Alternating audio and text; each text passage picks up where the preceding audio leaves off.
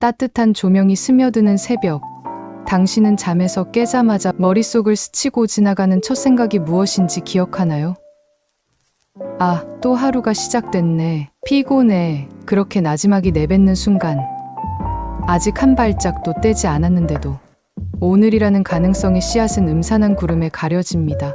부정적인 생각은 그렇게 조용히 그러나 치명적으로 현실의 색을 바꿉니다. 마치 투명한 안경에 잿빛 필터를 씌워버리듯 보는 것, 듣는 것, 느끼는 것 모두를 회색으로 물들이죠. 흔히들 생각이 현실을 만든다고 말합니다. 하지만 그 문장 뒤에는 중요한 단서가 숨겨져 있습니다. 어떤 생각이 현실을 만드느냐는 것이죠. 긍정과 부정은 동전의 양면처럼 한 끗 차이지만 결과는 전혀 다릅니다. 긍정적인 생각은 기회의 문을 열고 부정적인 생각은 그 문을 벽돌로 막아버립니다. 우리는 왜 이렇게 자주 집요하게 스스로의 문을 봉쇄할까요? 첫째 이유는 두려움의 자동 반사입니다. 뇌는 변화보다 생존을 우선합니다. 태초부터 인류는 저 소리는 맹수일지도 몰라라고 가정함으로써 살아남았습니다. 문제는 현대 사회에선 맹수가 아니라 상사, 시험, 관계, 경제 같은 추상적 위협이 우리를 쫓습니다. 그러나 뇌는 구분하지 못합니다. 그래서 작은 변수에도 망할 수도 있어라는 경보를 울리며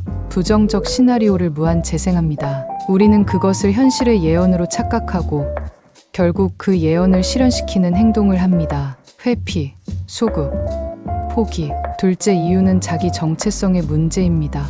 의식하지 못한 채 나는 원래 이런 사람이야라는 라벨을 붙입니다. 나는 늘 실패했어.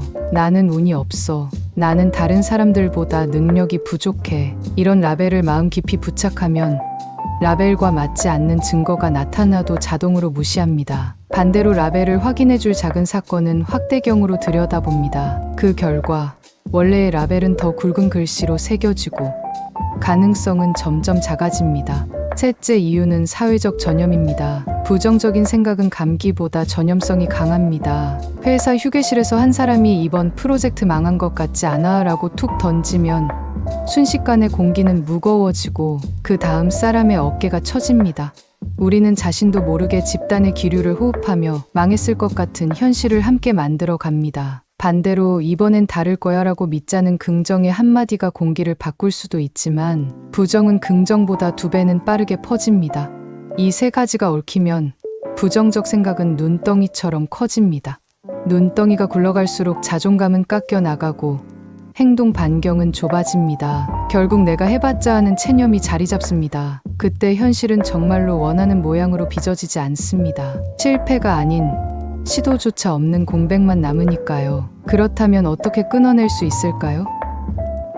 거창한 자기계발서 한 권보다 오늘 한 가지 선택이 더 중요합니다. 잠에서 깨어 의식의 창을 열 때 피곤해 대신 오늘은 어떤 기쁨이 숨겨졌을까라고 물어보는 것. 뇌는 질문을 받으면 답을 찾아 헤맵니다. 질문이 부정적이면 위협을, 긍정적이면 기회를 탐색합니다. 다음 단계는 라벨 바꾸기입니다. 나는 늘 실패했어를 나는 여전히 배우는 중이야로 수정하세요. 문장 끝을 과거형 대신 진행형으로 바꾸면 뇌는 여정이 아직 끝나지 않았다고 인식합니다. 진행형의 뇌는 가능성을 탐색하지만 과거형의 뇌는 이미 책을 덮어버립니다. 그리고 사회적 전염을 역이용하세요. 무거운 말에 잠식당하기 전에 가벼운 말로 기류를 리셋합니다. 그래도 우리 해볼 만하지 않아? 라는 한마디는 전염의 속도로 퍼집니다. 첫 주자가 되면 집단의 무드를 전환시키는 촉매가 될 수 있습니다. 마지막으로 부정적 감정을 억지로 밀어내려 애쓰지 마세요. 억압은 더 큰 반동을 부릅니다. 대신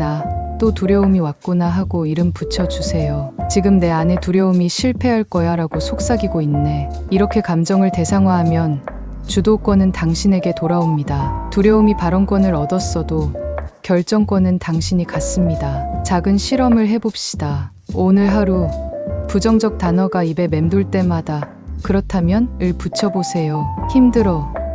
그렇다면 쉬었다가 다시 해볼까? 망할지도 몰라.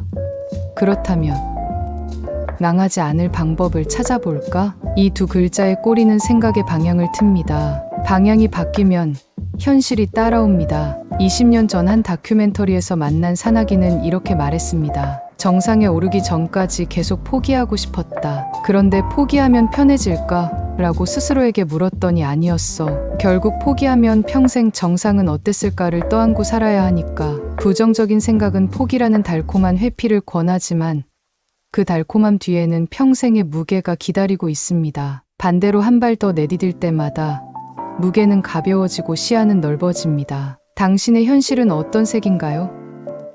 혹시 잿빛 렌즈를 낀 채 세상을 탓하고 있지는 않나요? 렌즈를 바꾸는 건 생각보다 간단합니다. 이미 있는 렌즈를 벗는 것. 그리고 새로운 질문을 고르는 것. 오늘은 어떤 기쁨이 숨어 있을까? 하루에 그 질문을 10번만 던지면 1년 뒤 당신은 전혀 다른 풍경 속에 서 있을 겁니다. 부정적인 생각이 현실을 망치는 진짜 이유는 그것이 현실을 창조하기 때문입니다. 현실이 생각을 완성하는 것이 아니라 생각이 현실을 설계합니다. 이제 설계도를 바꿔볼까요? 바로 지금 당신의 다음 생각 한 줄이 내일의 무대를 세웁니다. 잿빛이든 황금빛이든 그것을 선택하는 디자이너는 바로 당신입니다.